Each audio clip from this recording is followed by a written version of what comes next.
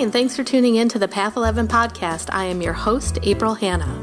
At the Path 11 podcast, we are here trying to deliver leading-edge research on consciousness, healing, and metaphysics. And just like you, we are trying to answer the big questions about life.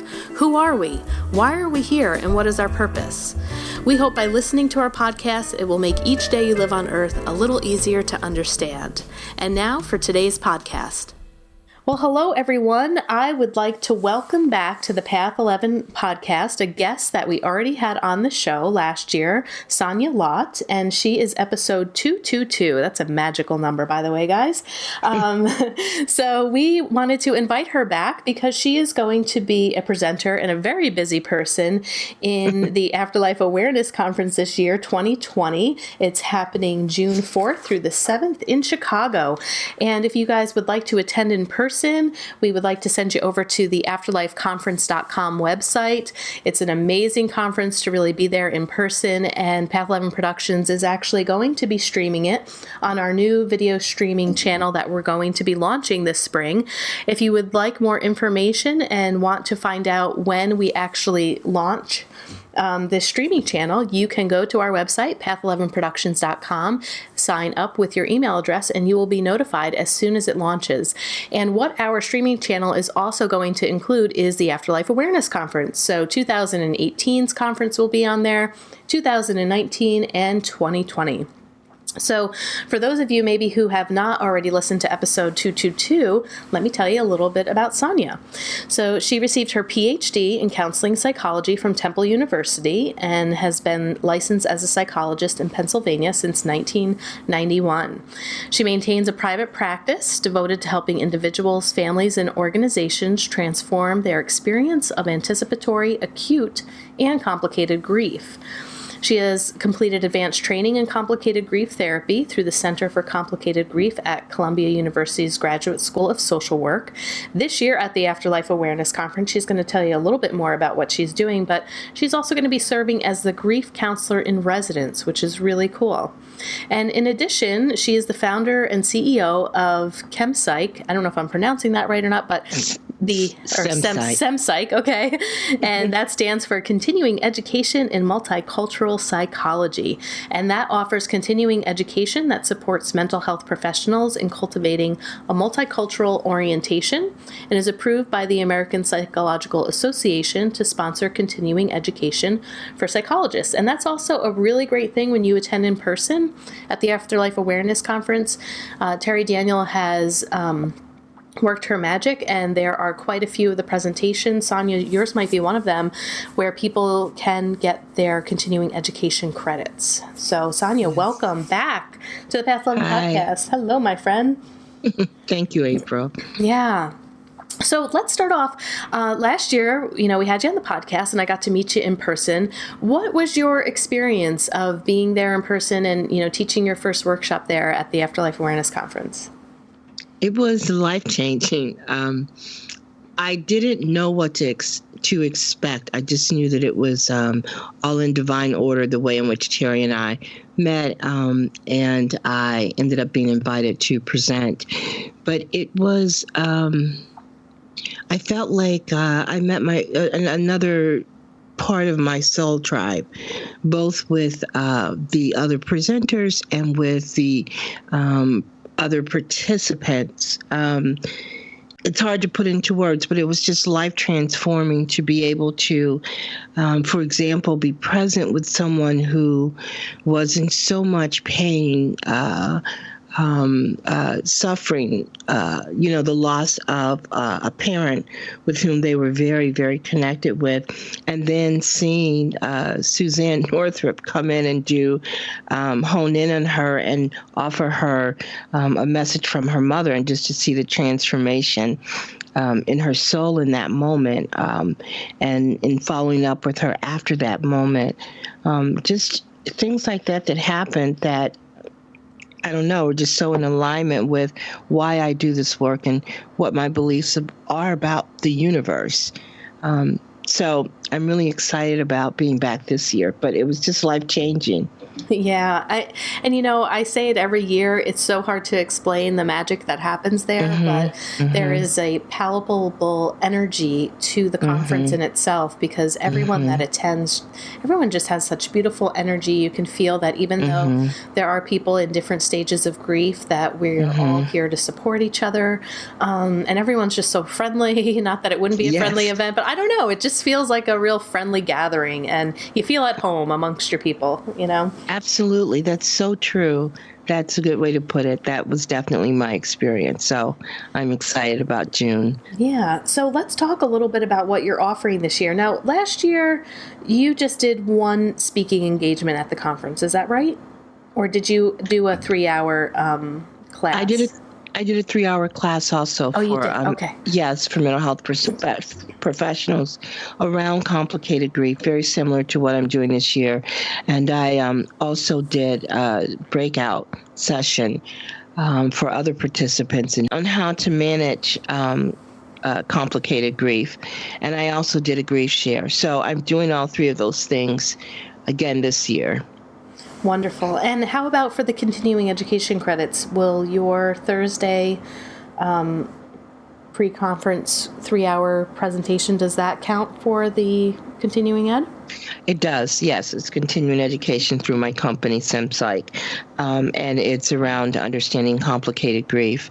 Not so much in how to conduct, complicated grief therapy. That's a more intensive training process, but just in terms of understanding what complicated grief is, how it's different from acute grief, how it looks and feels very similar to major depression, but isn't the same, and the importance of recognizing that.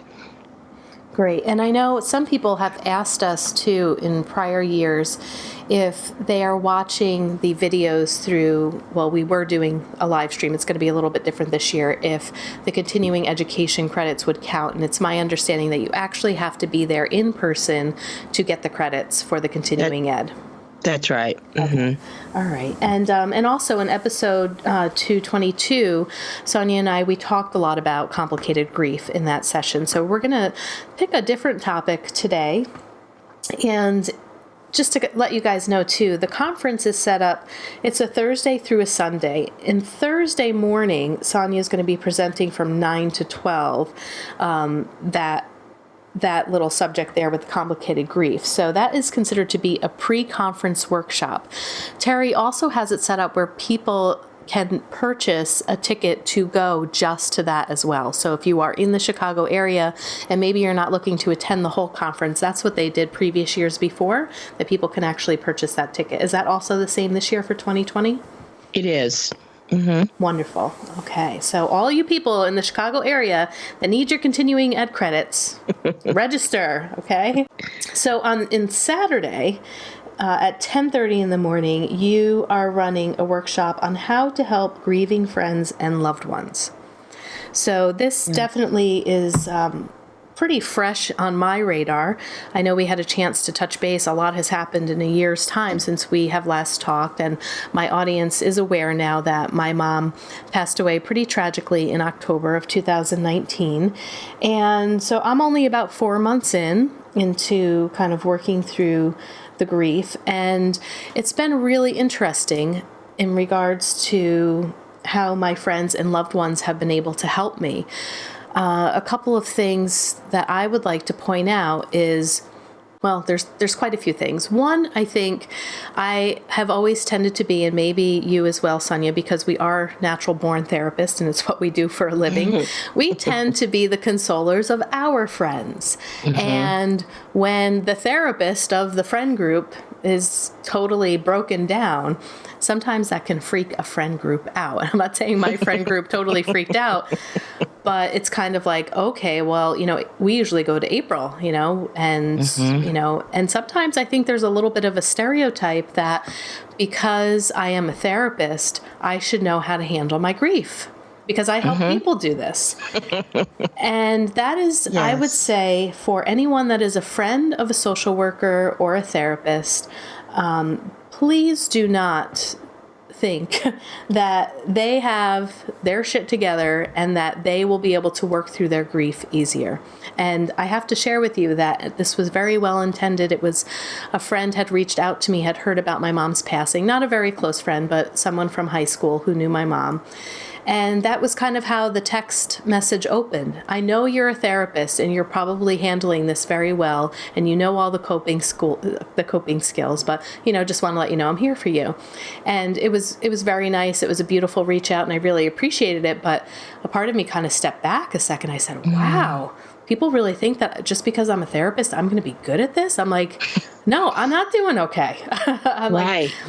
So that's one layer of this, and maybe we can start there. What are your thoughts on that, and how can we have this conversation to help people who have friends that are grieving, to coach them a little bit on maybe some of the things that are most helpful? Okay, well, first I'd like to say that it's really hard to be present with a friend who is grieving or another family member. So that's important for starting. This is really hard work on either end. And one of the reasons why it's so hard is that grief knocks us all back. Every one of us. And anytime we're trying to show up for a friend or another family member or otherwise loved one to be in support of their grief, it triggers our grief. Mm-hmm. And so if we haven't had really very positive experiences or healing experiences with our own grief, and sometimes even if we have, we're at a disadvantage starting out. So it's difficult for everybody. The other piece is we don't know what to say. We can say some of the most unhelpful things in the spirit of trying to be as helpful as humanly possible.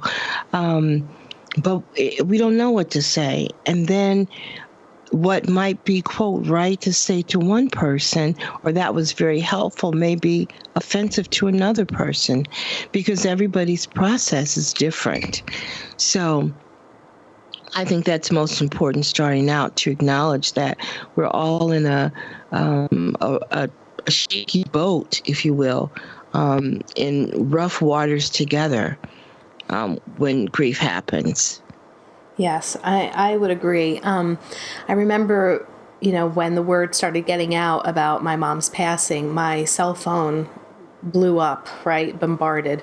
Everyone's checking on me, people that couldn't come to the services. My clients, some of my clients had heard about it, about 2 weeks worth of them, because I had to cancel, 2 weeks of clients on my end just to be able to, get arrangements done and everything like that. So it was a very busy time. And of course you have kind of that grief fog.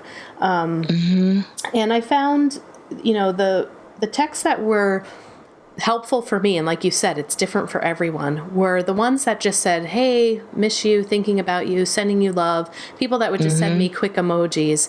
It was, I really felt it was so palpable, the love and support coming my way, even energetically, that really carried me through. The tougher ones that I found, you're kind of like sitting there looking at it, were the texts when people are like, "Hey, how you doing?" And I was like, oh, like, do you really want to know how I'm doing right now? It was so, and again, a beautiful reach out, well-intended. People really wanted to know. But also on the other end, there's like, a part of me grieving, wanting to protect people, to really not let them know the truth of what my morning was like, or, what my nightmares were like that night. It's like, no, I'm really not doing good. And it's hard to really know when people ask that question. Do they really want to know? Or are they just looking to say, yeah, tough day, but doing okay, So I found that to be a very loaded question. I was so overloaded with so many things going on that my brain naturally it was good. It made me check in to be like, okay, how am I doing? But I really wasn't answering those texts honestly. And sometimes I didn't even have the energy to even text the person back, because I just felt a little paralyzed in that question. Right. It is a really loaded question, and I'd like to make a confession about that loaded question.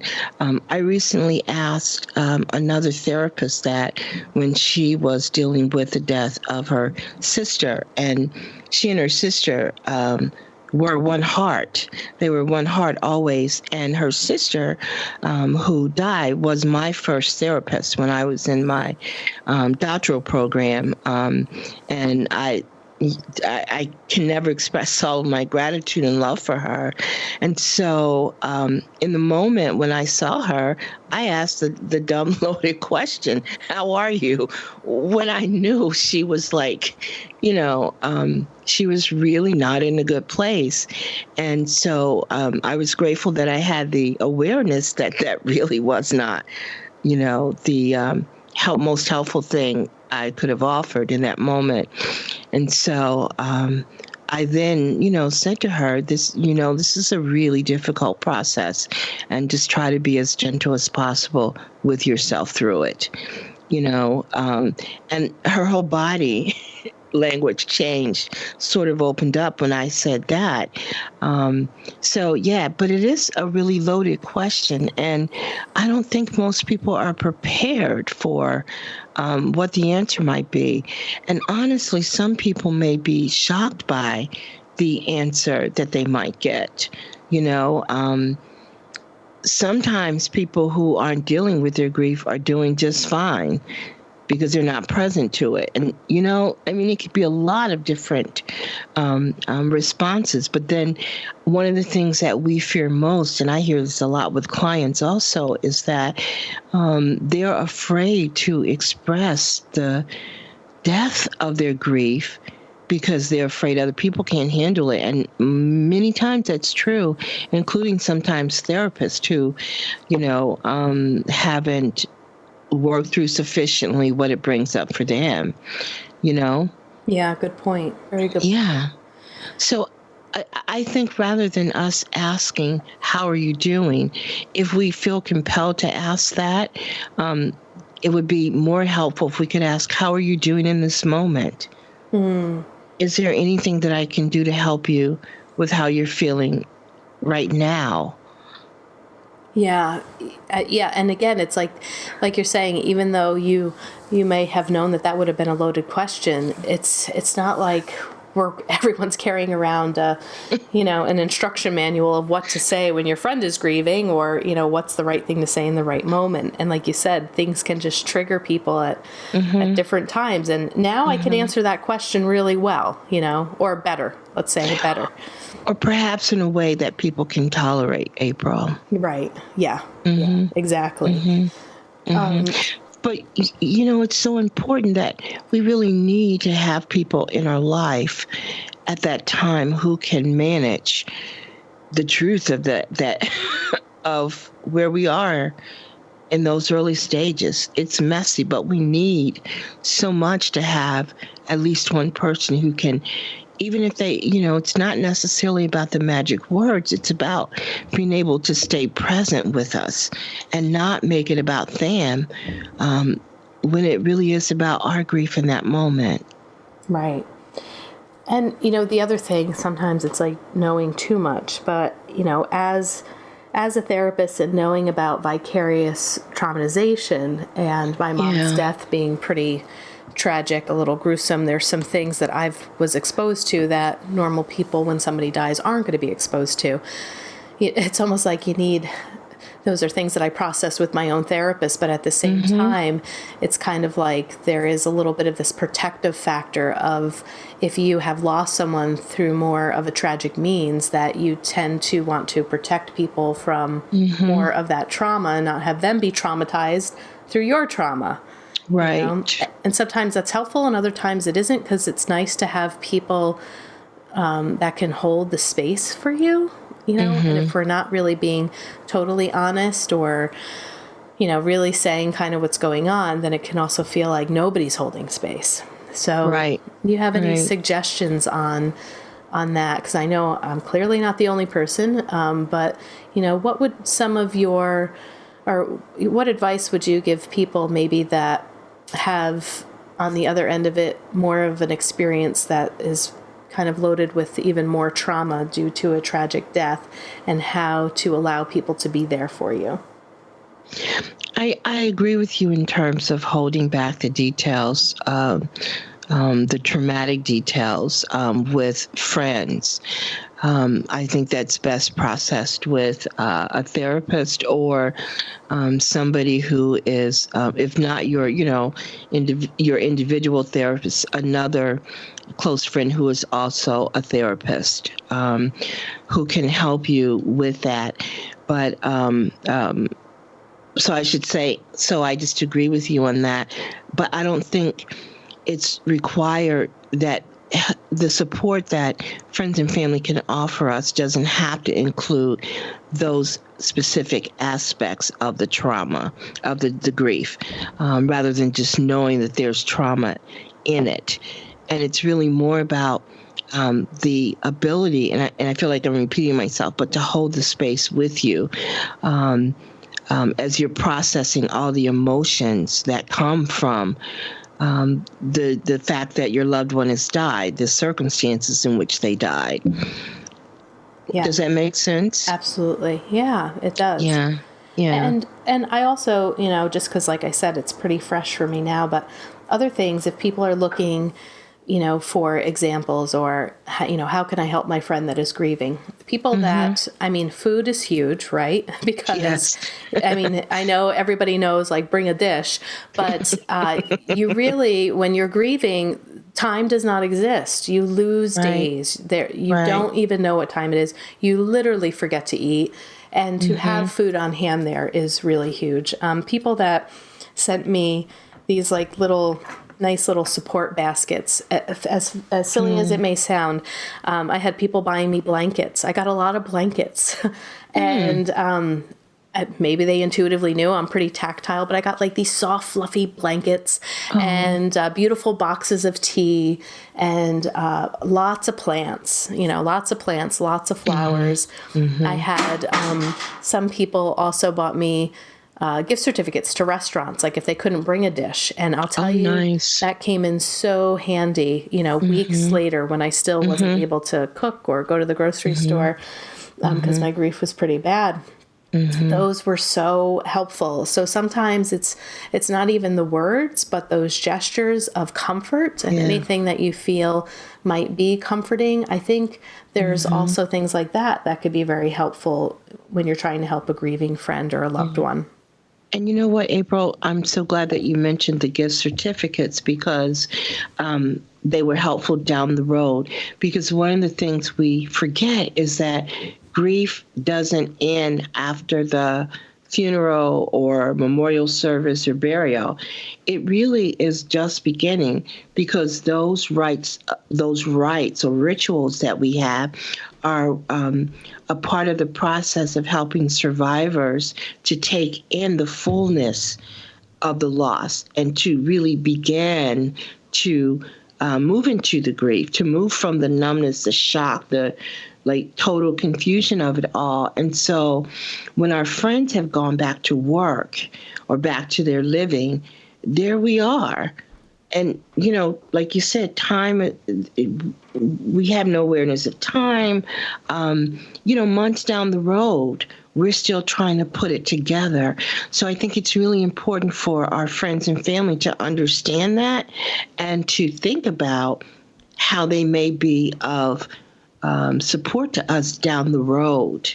Months down the road. So I think it's wonderful if friends can offer gift certificates for restaurants or meals or everything that we do in the beginning, in those first few days, for months down the road.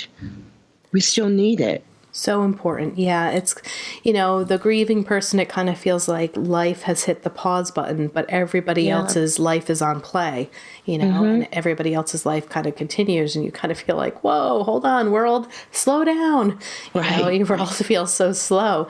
But I would say, too, I would suggest other questions instead of, maybe how are you doing? Again, this is just my own personal experience. A good question to ask is, when's the last time you did your laundry? When's the last time you went food shopping? Yes. Do you need any shampoo? I mean, just staples. Right. Like, even if you can bring over some stuff and food, that's helpful. Shopping, laundry. I mean, I didn't realize it until it was Thanksgiving, and I was taking leftovers from my family. I think it was Thanksgiving time, and I had realized that I haven't been I didn't step foot in a grocery store for weeks afterwards. Wow. I mean, I was kind of living off of, food stuff, and then, like, thank God, here's Thanksgiving. But I could not bring myself to go into such a stimulating environment to, like, do food shopping. So I was like, and my family they looked at each other like, what? And I'm like, oh, that's probably not a good thing, right, guys? I should probably, but you just don't even realize it. And then, right. I don't remember how many weeks it was, but then realized, oh my God, I haven't washed my sheets. And I went to go do that, and I started laughing at myself because I fall asleep with my socks on at night, and then I put them off on the bottom. I take them off on the bottom, and I couldn't find my socks anywhere. And I felt like, gosh, where are they going to? And I go to finally change my sheets, however many weeks later. Disgusting, right? Because I'm usually like an every Saturday change the sheet girl. It's like a big running joke in my family. Anyway, and I go and I take the sheets off, and there's 28 pairs of socks. Wow. And I had to laugh at myself, and I took a picture of it. I was like, hey guys, found my socks. And guess what? Clearly I haven't washed my sheets in a while. But, those are small little things that if you can remind your friends or family, or just check in with them. Like, are they taking care of their, we call them ADLs, in the clinical world, which is adult daily living. Like, have they showered? Have they gone out food shopping? Are they cleaning their clothes? Yeah. Do they need help cleaning their house? Yes. And, I think that's really important that you're bringing that up, April, because another question that we sometimes ask that isn't very helpful is, do you need anything? Or we say, call me if you need something. Well, as you're pointing out, we don't even know what we need. So, if we can ask about specific tasks that they might need help with. And again, ask. Like, we shouldn't just go in and do what we think we would want somebody to do for us, but ask specifically, but to think about those ADLs or activities of daily living and, what might they need, or ask permission. Is it okay if I go into your bedroom or into your bathroom to see, what toiletries you need, or if I can change your bed for you, but ask permission. Yes. And these just might be some, suggestions and small things that aren't even on people's daily radar. People may think, okay, well, I'll send a card or I'll do this. But sometimes we actually need people to come over and help, but sometimes you don't know to ask that question. So if you're even able to remind the grieving person, like, hey, do you need help doing laundry? Do you need me to come over and mail anything out? Those things are really, really helpful too. Yeah. And, I suggest that people who are support people to put a reminder, like if you use a calendar, online or on your phone, to set a weekly reminder for the next 6 months to check in on April or to check in on Sonya, because, it's the way that the world is. We go back to our daily routine very quickly after, the funeral rites for someone who's died. And, we forget because it wasn't our loved one or a most significant one. And we just keep moving through life. But and you don't have to tell anybody if you have a Call April or Call Sonya programmed in your phone or your calendar once a week, but do that for 6 months. So it's sort of a built-in sort of reminder to check in with your loved one, Yeah, I agree, because life happens so fast. And, just even when I take a look at some events that have happened in my friend's life since my mom had passed, they've got stuff going on too, So it's very easy to get wrapped up in our own worlds. And, even for me in going through the grief process, like I too still have to remember that like my friends have some things that they're going through. I have to literally remind myself because I'm a little lost in my own world right now, but to reconnect and, check on others. So I think that's a great idea. Yeah. The other thing too, one of the things that I do with clients, particularly those dealing with complicated grief, it's a part of the treatment protocol to have them invite a support person and the person who they trust the most and who's most supportive to help them to understand more about complicated grief and to spend some time in the session practicing making your own needs known in ways that you think would be most helpful for this person to respond to. So to help people, get more connected to what they need, express those needs, and to let the support person who's really trying their best off the hook for some things. Let them get off the hook for being mind readers, or they should know what I need without asking kind of thing, or us as grievers assuming that because the person who's being supportive to us has experienced loss, that their experience was the same as ours, So it's important if we can take as much responsibility as we can in our grief to make our needs known, and for us to have a little bit of compassion as best we can for the people who are trying to support us, in terms of, like you said, them having lives too, and maybe being too scared to show up, or first, because they don't think they're going to get it right, that maybe our loved ones disappoint us when we're in grief and in need because they don't know how to show up. But it's not that they don't love us or that they're too selfish, Yes, I would agree. And I think, I had some friends give me some good advice, and one of them was allow people to help you, April. I thought, okay, I'm going to. And, normally it would have been my personality if people would offer to be like, no, I got it. Thanks anyway. Or no, you don't need to do that. And when people said, can I do this? Can I bring you pizza? Can I do this? I just kept saying yes. I said, yes, thank you. Awesome. Yes, thank you. And that was a little hard for me, but I also knew that people needed to also feel like they were, that they wanted to take care of me, and I needed to allow them to do that. Yeah. That was healing for them. So I had to kind of, put my ego aside and not be selfish in that, and realize that, people do feel kind of helpless, and I need to also allow them to contribute whatever they want. So if people asked, I said, yes, please, all the time.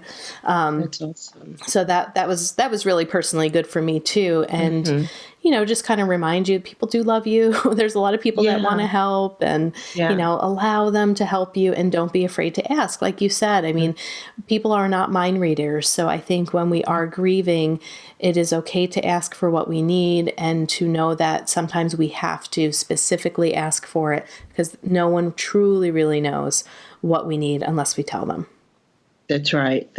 Or if they ask us enough questions till they get to the yes.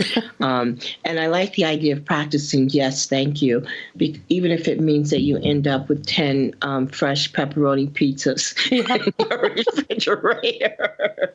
Yes. It's a good practice. And also, I just want to offer for people who are a part of, a support team when a friend or family member, just a loved one, loses someone, that it really is an invitation for us to grow, to move through our fear of what it means to be vulnerable and to be present with somebody who is also really, I don't know that we're broken open any more than when we experience the loss of a loved one, you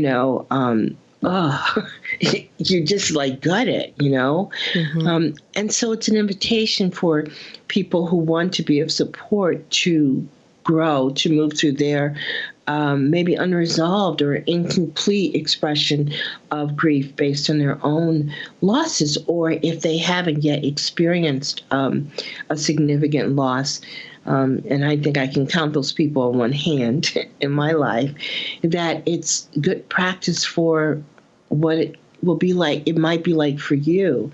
But it's just an invitation for us to grow too, because we all have fear of being really, really vulnerable, of wanting to get it right, of wanting to know, feeling like we should know the right thing to do. But grief just isn't a straight line. It's messy and it's unique for every person. So if we can think about it in that way too, to see it as an invitation from the universe for us to grow, that too might be helpful. Well said, Doctor. You're the best. Thank you. You're the best. Well, I really hope, that people hearing this are going to come on out to the Afterlife Awareness Conference and see you and meet you in person. And remember, guys, that even if you don't have the time for Thursday through Sunday, show up Thursday, 9 a.m. to 12. Check out what Sonya is offering there and get your continuing education credits. And if you would like to work with Sonya, if you have something to run by her, would like to contact her, why don't you give them your website address? Oh, okay. I just want to say one more thing, too, about the conference. I just remembered. I'm going to be offering consultation for complicated grief at the conference. I'm licensed to do in-person therapy in Pennsylvania and online therapy in Pennsylvania and Florida. That's a recent addition. I just got licensed in Florida for online therapy. So I'm applying for just a temporary license in Illinois so that I'm able to offer consultation and counseling for participants at the conference in June. So that's something that I still have to ask Terry to add to the website to let people know that I will be doing private consultations from Thursday until Sunday also. Wow. Okay. You really are going to be busy. You better take a vacation after this conference. Probably. But it's all in being of service, and I'm just grateful for the opportunity. But if people want to learn more about me and my practice, my private practice, it's Dr. Sonya, DrSonyaLott.com, DrSonyaLott.com.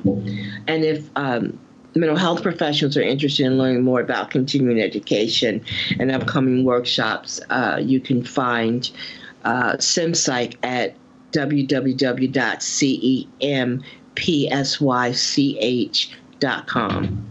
Wonderful. Well, I look forward to seeing you and giving you a big hug in June in Chicago. So we'll be there with bells on. Me too. And thank you so much again, April, for this opportunity. I'm really grateful for it. You are welcome. And all the best to you as you move more fully through your grief process and find meaning in moving forward without your mom here in the physical. Thank you so much. Okay. I really appreciate it. Okay, my dear. We'll see you soon. Okay. Bye-bye. Thanks for listening to the Path 11 podcast today. I hope you all enjoyed this show. And if you haven't checked out our Patreon page, I'd like you to do so because we are going to start putting some content over there that is only for our Patreon subscribers. You can get content for as little as donating $1 a month, and it could just be a one-time donation. We have other freebies over there that you can get depending upon how much you would like to donate. And again, it could be a one-time donation, or you can continue to keep your subscription on a monthly basis at that donation level. But I just put my MBT immersive experience, which was a 4-day intensive meditation training in Tennessee with physicist Tom Campbell. I was listening to binaural beats, going to altered states of consciousness, having out-of-body experiences and life-changing experiences that I was able to bring back for myself, for my clients, for my friends. That was just out of this world. So if you would like to listen to that, I'd like you to head on on over to path11podcast.com. You're going to see an orange button that says Patreon. Become a Patreon today, and you can have access to that podcast. And I would like to remind you to head on over to path11productions.com and check out the membership that we have for the Afterlife Awareness Conference. We have over 25 hours of footage with amazing speakers like William Buhlman, Thomas John, Terry Daniel, Suzanne Geisman, Suzanne Northrup, Linda Fitch, Austin Wells, just a few people to name off that were amazing. These workshops are just so valuable. So I think that you would really enjoy it. It's also a great thing to think about to maybe give the gift to somebody who is struggling with grief. If you are looking for resources, this is a great conference to send people to check out. And thanks again for listening today.